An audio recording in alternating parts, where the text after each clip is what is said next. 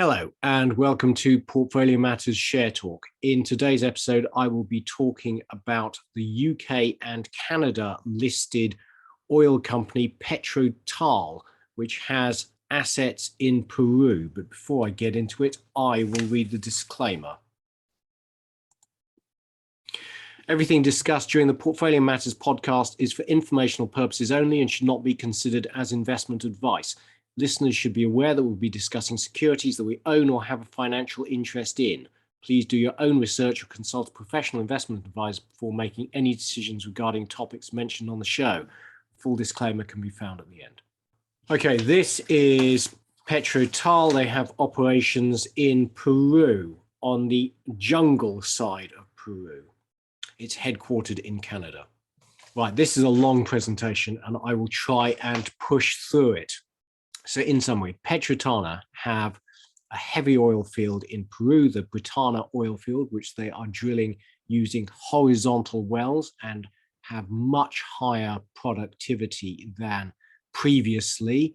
They're growing production and the shares are extraordinarily cheap. So if they can execute their plans, then the shares are on a 2022 PE ratio of substantially less than 2.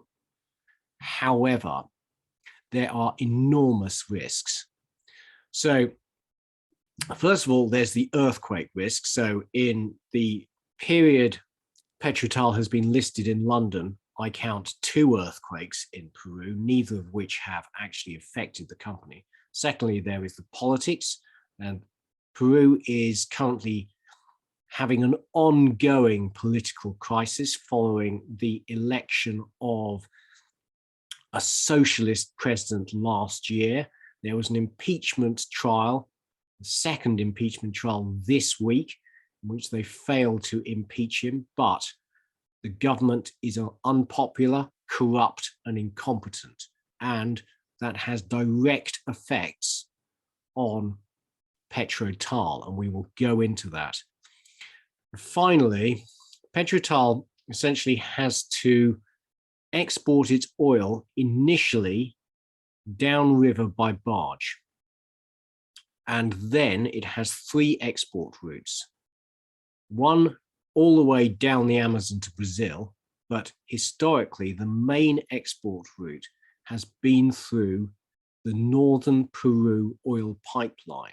And the Northern Peru oil pipeline originally started operation back in 1977, and it had a target operational life of 30 years. Now, obviously, it's been going for 45 years now. It's made of steel, and it goes through the jungle. It's heavily corroded. There are constant oil leaks. And when it was originally designed, the idea was it would be full of oil, and the oil would help protect it from corrosion. But actually, it is now partially full and often empty in sections, and that is making the corrosion worse. And so the local Indians are suffering from constant oil leaks, and they are understandably protesting, and that is directly affecting PetroTal to the extent that on the 3rd of March, they declared that there were protests at the Britannia field which had stopped their access to the loading dock. So they currently can't export any oil. So on the 3rd of March RNS, they stated that they had reduced production to 4,000 barrels a day from their target production this year of around 18,000 barrels, and the 4,000 barrels a day was going into local storage. Now, they actually only have around 90,000 barrels of storage at Britannia, and that is almost certainly full. So they are likely to be producing no oil whatsoever at the moment. And that means that although the shares look cheap based on their plans, they can't execute their plans if the protests go away and PetroTal can resume normal operations and execute their plans, this could be an extraordinary investment. But that is a big question. In particular, we think that the northern Peru oil pipeline suffers from structural corrosion. And unless a lot of money is invested in repairing and refurbishing the pipeline, then oil leaks are going to be an ongoing problem. And that means protests are going to be an ongoing problem. So this is the share price, and it's had a good run up as the company have executed their plans. They've been drilling wells. The wells have been very productive. So production has been growing strongly. But then recently the shares have stalled as production is essentially shut in by protesters. Before we go any further, can I just thank our members of our Discord channel for helping me put this together, in particular Uncool Tom for his help with the numbers, and our calculation of the 2022 earnings really wouldn't have been possible without his contribution. So thank you very much. Okay, let's talk about Peru. So Peru is actually the third largest country in South America by land area. It has a population of 33 million. But last year, in a heavily disputed election, it voted in a hardline socialist, Pedro Castillo, of the Free Peru Party, who was a rural school teacher and head of the Marxist-Leninist Peru Libre Party. And political chaos has ensued. He has got through a lot of ministers. He's currently on his fourth prime minister in 9 months. One of his first acts was to threaten to cancel the mining licenses of mines that has been subject to protest by indigenous Indians, and 3 of those mines were owned by Hochschild Mining. But following protests from the mining industry, he rapidly backed down. His approval rating is currently 25%. There's an impeachment trial this week in which the opposition failed to remove him. So he's actually, over the period, become slightly less radical than was feared at the outset, but there is still the risk that he will close down mines or close down or expropriate mining and oil assets. Okay, so this was from an article in the FT this week, and I'm going to read this out.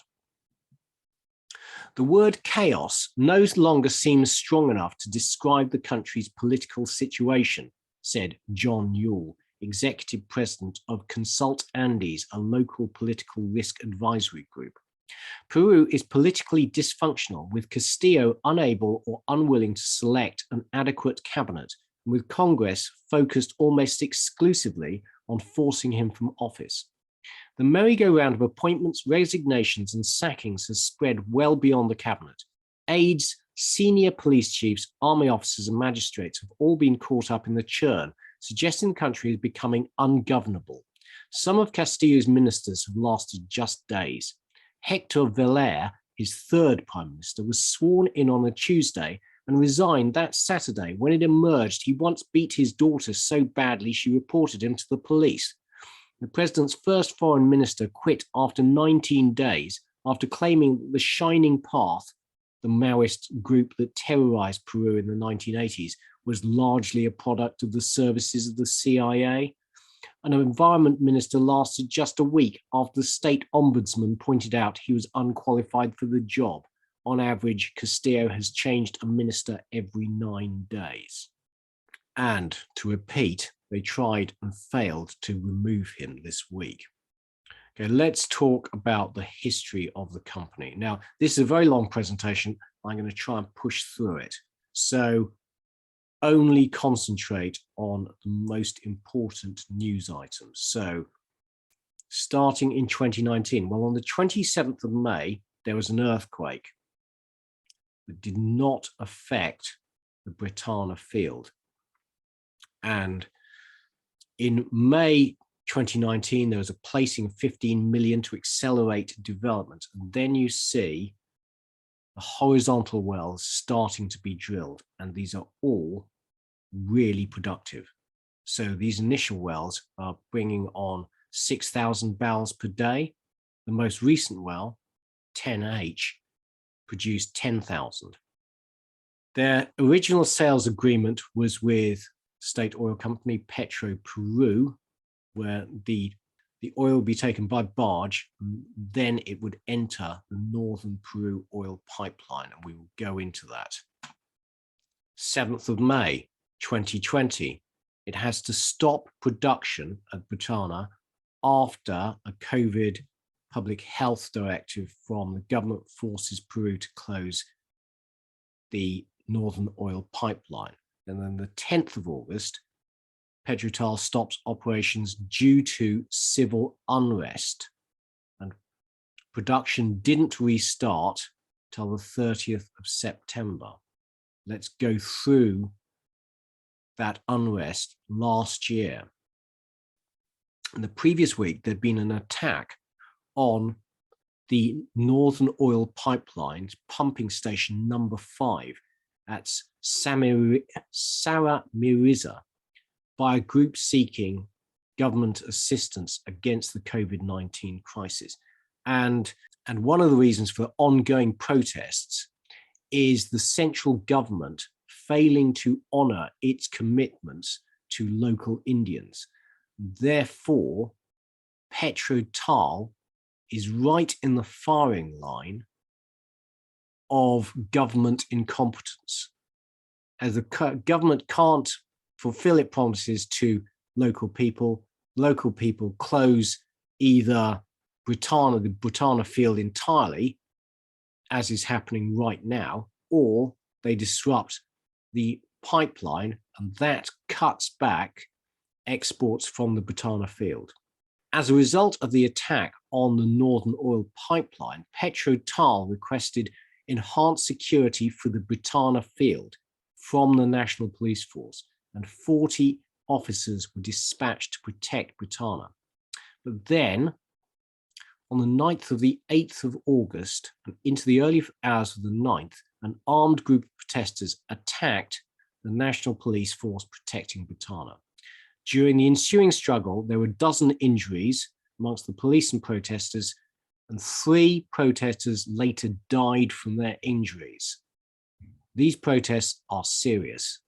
On the 28th of August, the Peruvian government passed the gap closure plan for northeast Peru, which includes the Britannia field, and that promises financial assistance worth 1.7 billion over 6 years for the region, with 46 million dispersed in the few months after these protests.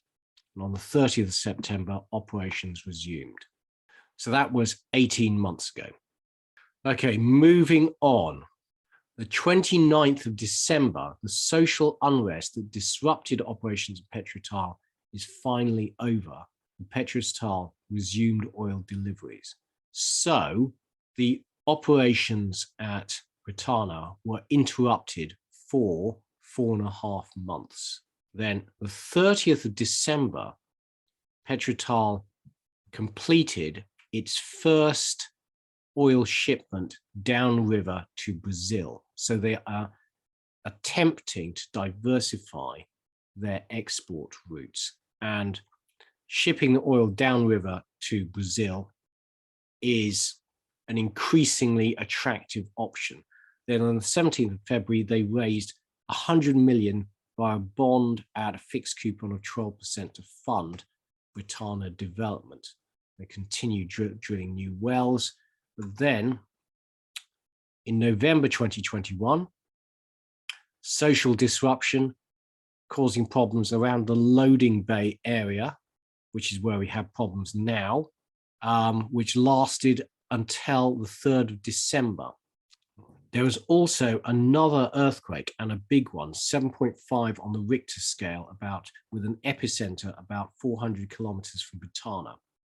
No injuries, but that's the second earthquake in 2 years. So earthquakes are a risk. So on to this year. Well, on the 10th of February, they brought online the 10H well, which produced an initial rate of 10,000 barrels a day. And total field production was over 20,000 barrels a day. And they're awaiting ministerial approval to increase capacity to 24 to 26,000. On the 15th of February, they announced a 53% increase in reserve to 78 million barrels. But then on the 3rd of March, they announced that protesters from the local indigenous population had blocked access to the loading dock of Britannia. So all their exports initially go out by barge. So they reduced production to 4,000 barrels a day. But we estimate they will now have filled all local storage at Britannia and will likely have cut production to zero. And we will show you later information from Peru, which would seem to indicate the production at Britannia is zero.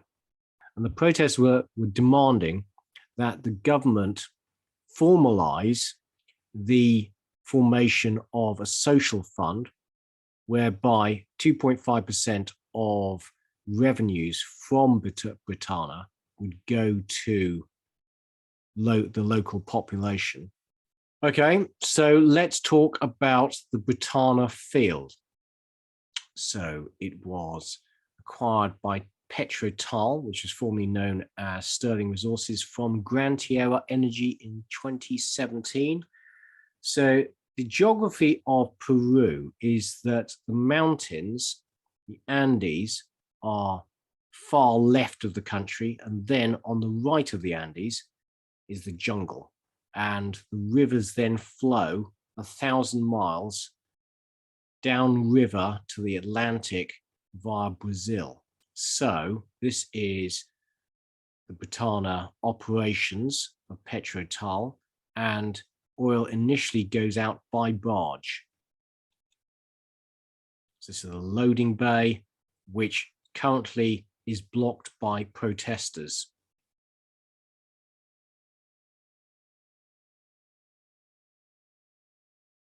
And this here is an 8.8 megawatt electricity generator that powers operations at the Britannia field and runs off raw crude. Okay, so these are from a presentation that shows how operations at the Britannia field work. Essentially, they are drilling horizontal wells, aiming to intersect into the heavy oil above the oil water contact, and then they have some clever technology that essentially aims to control the inflow of water into the pipe at source. And to reiterate, Britannia is heavy oil. So this is the expected production forecast, and you'll see, and they're aiming to get to production of 35,000 barrels a day by 2026. At 2p, they have 78 million barrels of oil in reserve, which is about 12 years worth of current production. But reserves have been growing as they've been doing more drilling. And this chart just shows that by using horizontal wells, they have managed to get out much more oil than using vertical wells, which is the purple one. So essentially, PetroTal are utilizing new technology on these heavy oil fields. And after having raised 100 million from the bond market last year, going forward, frankly, they're kicking off vast quantities of cash. So they'll be aiming to repay that bond, the $80 million that's left in Q3 of this year. And then going forward, development of the field will be entirely funded from free cash flow. They have invested 100 million so that they can now process 24,000 barrels a day.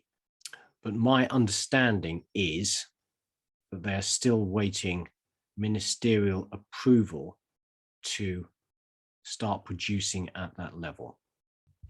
Okay, so this is important. There are three export routes. The first one, and the nearest export option, is to the Iquitos refinery, which is quite nearby, also downriver, but that can only take 1,300 barrels a day. The second route is downriver to the Atlantic coast, Brazil. And they have been increasing their exports to Brazil, in part because their last option is via the oil pipeline through Peru, which has seen constant disruptions due to protests, and also because there are constant oil leaks and they're having to close it down and repair it. But the Talara refinery on the coast has just been refurbished, and its new capacity is 95,000 barrels a day, up from 20,000. So the government will be very keen that there is inflow into that refinery. And also, PetroTal have to keep using this pipeline because there are now few inputs into the pipeline. And so it is PetroTal's own oil that is providing the pressure to push oil through the pipeline. So if they don't continue putting oil into the pipeline, their own oil will remain stuck in the pipes. And the Britannia field is in block 95 and is in the top here, but they've got lots of other leads within the block. So nearby, there are other good exploration and growth opportunities. Their other asset is block 107. And block 107 is in southern Peru. So that's block 95 where they are now. Block 107 is down here. And that has mean estimated unrisked prospective resources of 534 million barrels. So actually that looks enormous, much bigger than the Britannia field. And they are going to start a farm out process in 2023 and hopefully exploration wells next year as well. Okay, so what are the export routes? So this is the Northern Oil Pipeline, which is owned and operated by Peru, and it takes oil from beyond the Andes to the western coast of the Pacific. And PetroTal will be inputting from at pumping station 1. So right at the southern end. This is a map from PetroTal. So their operations are here at Britannia, and initially all their exports have to go by barge. So you either take oil to the Iquitos refinery, that's the shortest export route, but as we've seen, only 1,300 barrels a day, or to Station 1 on the Nor-Peruano pipeline, or you go all the way down the Amazon to Brazil. So the Iquitos refinery has a capacity of 12,000 barrels oil per day, but PetroTal is saying they can only export 1,300 barrels a day to the refinery, and it's been in operation since 1982 and provides petroleum products to the region. Originally, PetroTal was aiming to export all the oil it couldn't provide to Iquitos via the Northern Peru pipeline. And the Northern Peru pipeline has a capacity of 100,000 barrels a day. Section 1 that PetroTal is exporting its oil into has capacity of 70,000 barrels a day, so more than adequate. And the total length of the pipeline is 1,100 kilometers. And it started operation in 1977. And it ends near the Talara refinery on the Pacific coast, which has just had a 4.7 billion upgrade. This is a photograph of its current state. So Talara has a lot of processing capacity if PetroTal can actually get its oil there. Okay, so the history of the pipeline. So it started operation in 1977 and transported 150,000 barrels at its peak. But by 2016, it was only transporting about 15,000 barrels a day when it had to be shut for more than a year because of oil spills. Now, official statistics confirm that between 1996 and 2006, there were 37 oil spills from the pipeline over a year. But a private sector report claimed that there had actually been over 474 oil spills in the 20 years between 2000 and 2020. In September 2020, the pipeline was closed down due to a combination of low oil prices, COVID-19, and protests. It only reopened in January 2021. In October 2021, there was a further 84-day shutdown due to protests by local Indians.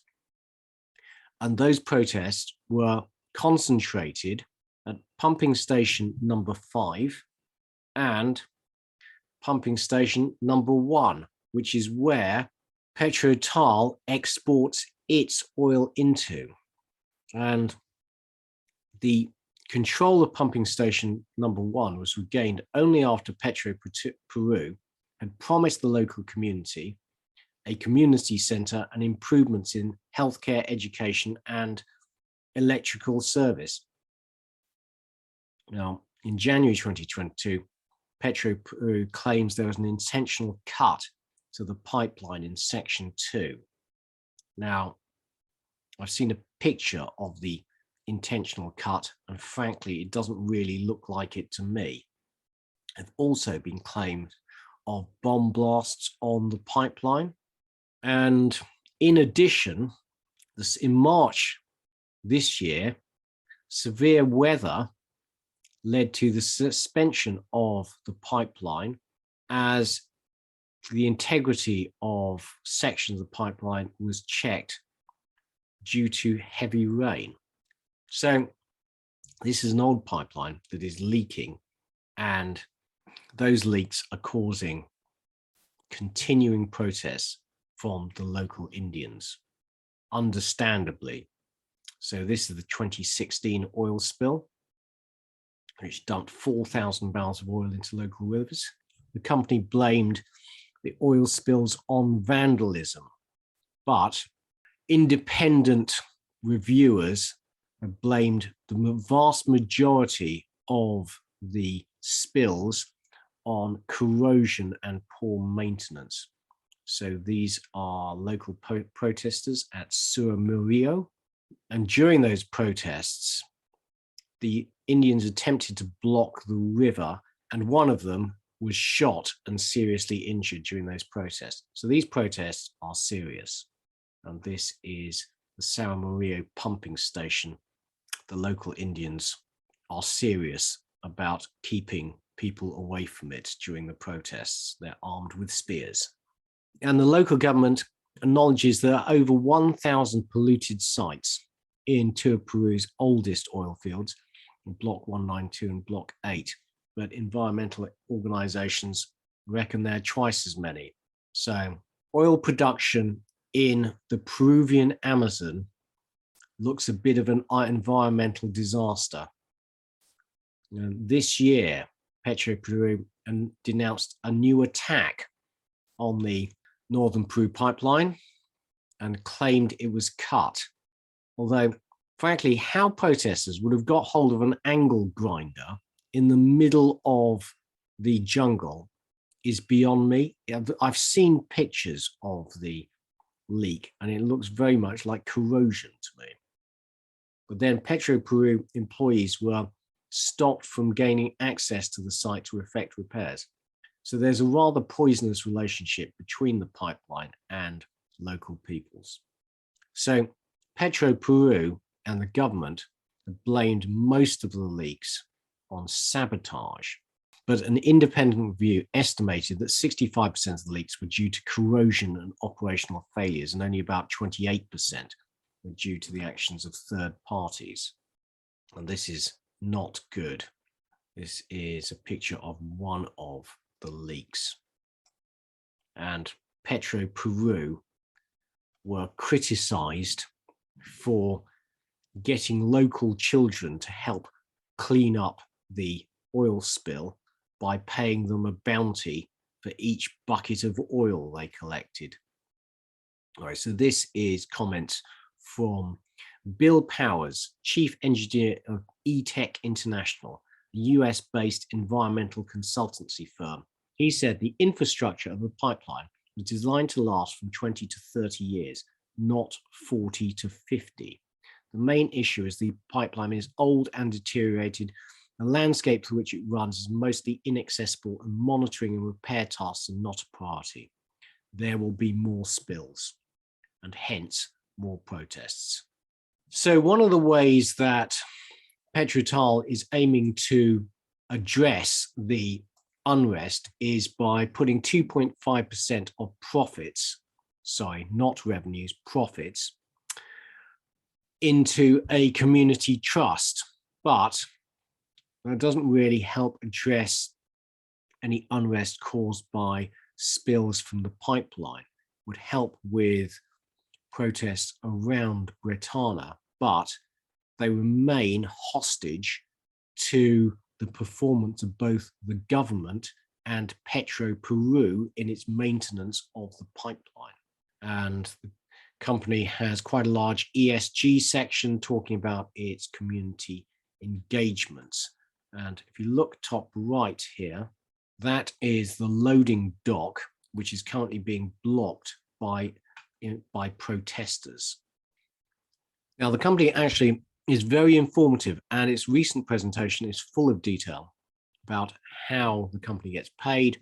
And I'm going to try and push through these slides quite quickly because we've got a lot to get through. But I'd urge you, if you're interested, to go and look at the company presentation. So this talks about when they deliver oil to the Northern Peru pipeline, they get paid at the point of delivery and goes through the payment terms. Okay, so in conclusion, the Northern Peru oil pipeline is old, passes through the jungle, it's made of steel, and it's heavily corroded. And a lot of the areas it passes through are inaccessible. And according to external consultants, it seems like maintenance was never a priority. It's a socialist government. There's a lot of corruption around. And as long as oil leaks were a problem, protests are likely to follow it. And it seems that the only way to stop the leaks would be to replace large sections of the pipeline. Okay. The other main export route is one that they have instigated, I believe, last year and are making increasing use of, which is down the river to Manaus in Brazil. And this is the Manaus oil terminal. It's owned by Petrobras. So the oil is transported by barge. They have actually just done their first delivery without diluent. So diluent makes heavy oil flow better, but diluent is expensive. So exporting without the diluent adds margin. And if you're interested, pause, have a read. It talks about the terms, and there's much more of this in the presentation. What's also interesting is how much storage there is available at Britannia on the barges or the pumping stations in case of disruption. And there's about 90,000 barrels worth of storage at Britannia. And currently, because the Indians are blocking the loading dock, then that is the only storage available. There are further storage available on the barges and at the pumping stations, but PetroTal can't get the oil out to there. So reviewing their export options. Export via the pipeline looks structurally difficult. The pipeline is old and corroded. It's causing constant spills, which is frankly an environmental disaster.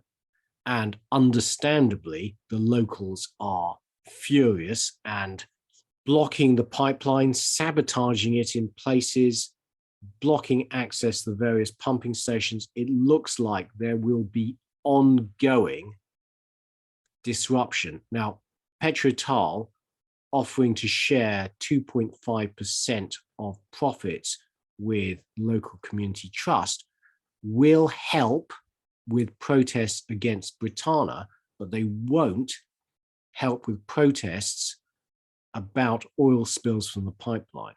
And it would seem to me that the pipeline is likely to suffer from ongoing protests and ongoing shutdowns, which means that PetroTal will have to rely increasingly on exports to Brazil because they're limited exports to Iquitos.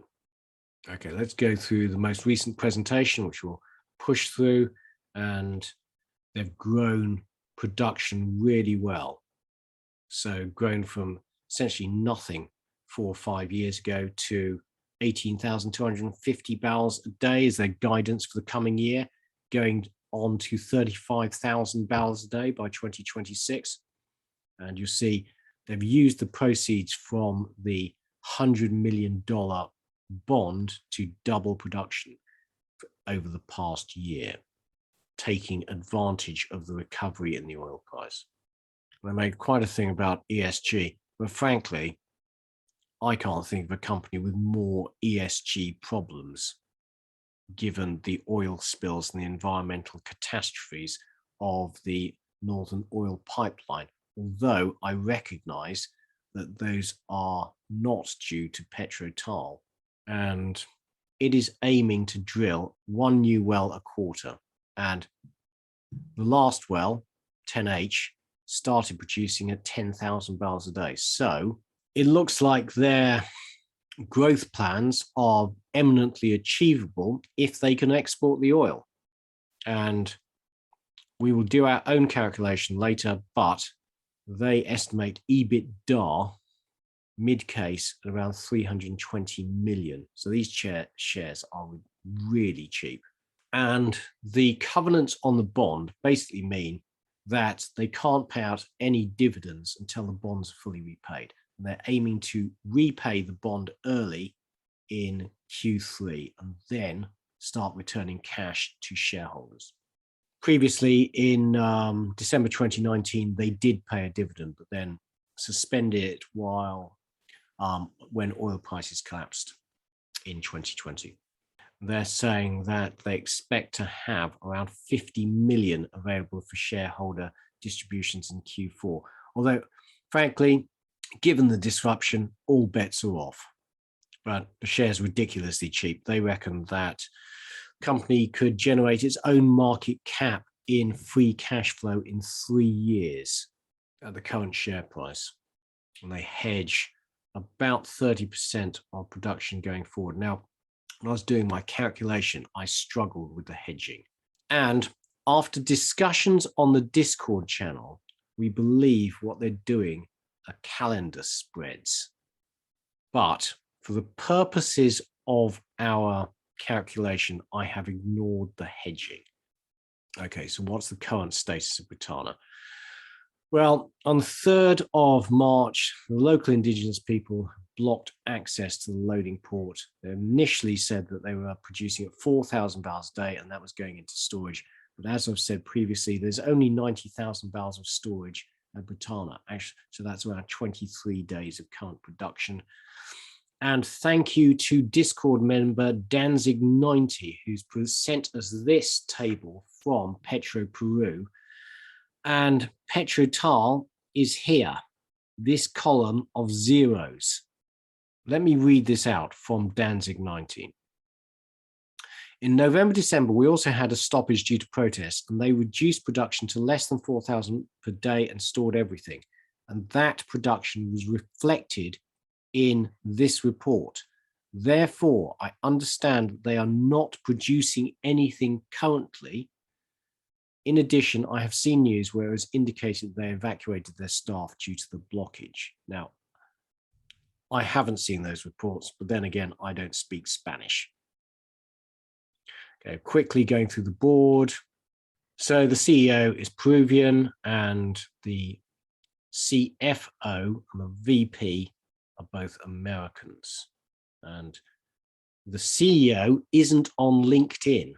So this is from the company website, and says he's got over 30 years experience, having started with Occidental as a Bachelor of Science degree in Mechanical Engineering from the University of Maryland and a master's from the Texas A&M University.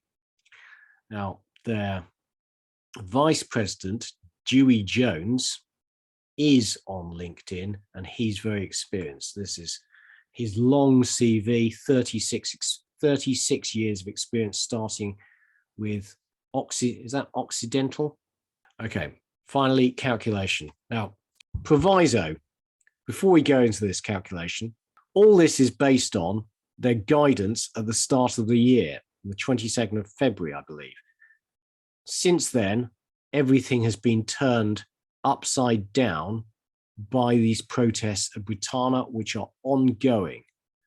But we've used their numbers as of February, so what their intentions were then.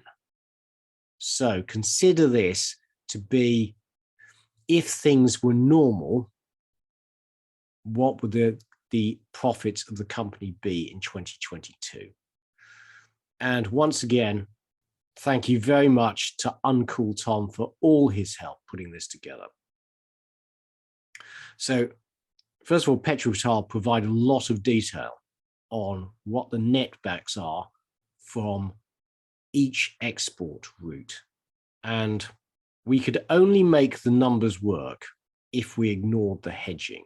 So bear that in mind. CapEx this year of 120 million, community trust spending of 15 million.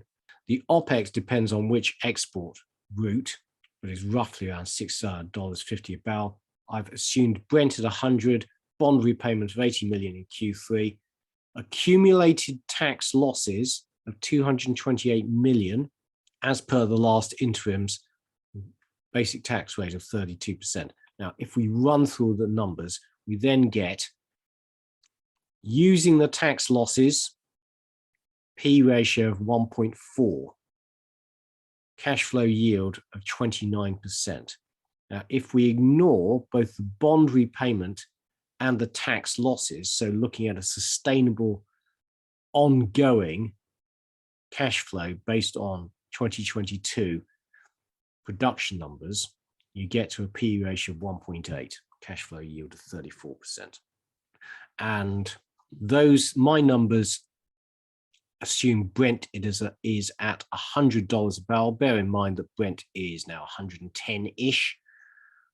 And for comparison, in their 22nd of February RNS, PetroTal forecast EBITDA for the year would be between 340 and 365 at $88 a barrel. So my numbers are probably conservative because I have ignored the hedges, because I don't quite understand how they work. But my spreadsheet is available on the Discord if you want to have a play around with it. Moving on to positives and negatives. Well, the oil price is rising. Revenues are rising, all things being equal. They have recently revised up their reserves, and the reserves now 12 years production at 2022 production rates. The reserves have been growing, production's growing, and they have a path to 35,000 barrels a day in 2026. They've got good exploration options both within Block 95 and Block 107. And actually, the corporate presentation is really good, really informative. And from everything I've seen, I think I like the management. And the shares are really cheap. You know, P ratio below 2. A lot of oil companies' shares are cheap, but these are really cheap. And the 2.5% community trust royalty, to reiterate, that's on profits, not on revenues, as I initially said, promises to end the local unrest, ? And they do have other export routes. The export route down to Brazil will bypass the Nor-Peruano pipeline, although they remain committed both contractually and practically to providing oil to that pipeline. But there are loads of negatives. Number one, political turmoil ongoing in Peru. Who knows where that will lead? A lot of regulatory uncertainty. Number two, environment. There's just structural problems with the Northern Peru pipeline, as we've been through. I think the oil spills from that pipeline will be an ongoing source of environmental disaster, leading to protests from the locals. And I doubt that that will have continuous unrest-free operation, and that will impact PetroTal. I would also say that the unrest is likely to be pro-cyclical, because the subsidies given to the local population will depend on oil revenues to Peru and also to PetroTal. So when the oil price turns down, PetroTal's problems are likely to be exacerbated. And a lot of the unrest is just out of the company's hands. The government has promised to provide various things to the Indians, and one of the fundamental causes of the current unrest is the failure of the government to honor those promises. And that's just out of the company's hands. So political chaos at the top affects PetroTal. And then there are the earthquakes. And it took Uncool Tom and I a lot of playing around with the spreadsheet to try and get our numbers to match PetroTal's numbers. So I take back the numbers don't add up, but we don't understand the hedging. And in order to get even close to the PetroTal numbers, we have essentially had to ignore the hedging. So if you understand the hedging, please get in touch. So in summary, the shares are really cheap, but they're only really cheap if they can actually produce. And currently they can't, because they're all the unrest. And also, honestly, oil production in the Peruvian Amazon looks like an environmental disaster, not due to PetroTal, who appear to be very well run, but because the state oil pipeline, Peru, is causing environmental catastrophes along its 1,100 kilometer route. And that is going to lead to ongoing protests and disruptions which will impact PetroTal. So the market, I notice, has not marked down the shares on the basis of the latest protests. And I suspect that any easing of the protests and the resumption of exports is likely to see the share price rise. However, the company will be subject to ongoing export disruptions, in my judgment, and your appetite for investing in them will in part depend on your appetite for investing in this in a company with a lot of, frankly, ESG risks, most of which are beyond its control. But the shares are really cheap. Okay, thank you for watching. Please can you press like and subscribe to the channel. If you are new to the channel, then our main output is the weekly macroeconomic and market update, and I hope you will check one of them out. In the meantime, it's goodbye from me, Keith Jordan. Goodbye. Full disclaimer. The material and information contained in this podcast is for information and entertainment purposes only and should not be relied upon for making a business, legal or any other decision. We may own or have a financial interest in any securities mentioned. Listeners should conduct their own research or consult a professional investment advisor before making any decisions regarding topics mentioned on the show.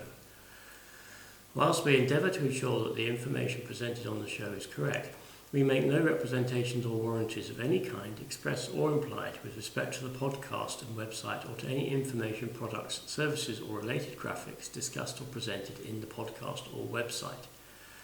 Any reliance you place on such material is strictly at your own risk. You are solely responsible for the investment decisions you make. We will not be responsible for any errors or omissions in the podcast or website, including in articles or postings, for hyperlinks embedded in messages, or for any results obtained from the use of such information, nor will we be liable for any loss or damage, including consequential damages, if any, caused by a reader's reliance on any information provided by the podcast or website. Please do not listen to the podcast if you do not accept self-responsibility for your actions.